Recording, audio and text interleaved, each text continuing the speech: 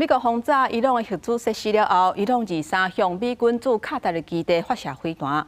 卡达讲，射过来飞弹有砸落来，无造成人员的伤亡，而且嘛大力批评讲，这个举动是违反国际法。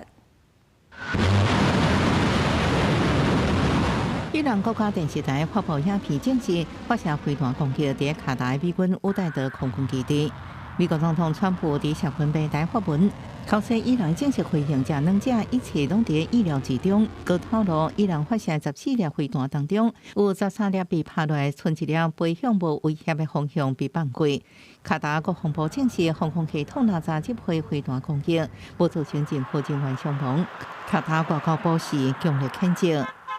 تدين دولة قطر بأشد العبارات الهجوم الإيراني الصاروخي على قاعدة العديد الجوية القطرية. هذا الهجوم يمثل انتهاكا صارخا لسيادة دولة قطر ومخالفة لمبادئ حسن الجوار ويمثل اعتداء على الشرعة الدولية والقانون الدولي.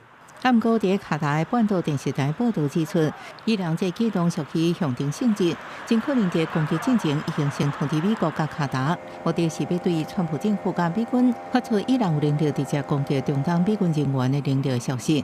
伊朗报复攻击了后，美国3大指数拢起，美国全球机会是大到超过7%，创下4月初以来上大一日落的幅度。市场分析认为，伊朗飞行比预期较残忍，显示伊朗无意愿也无能力对美军进行报复。公司新闻陈伟霆报道。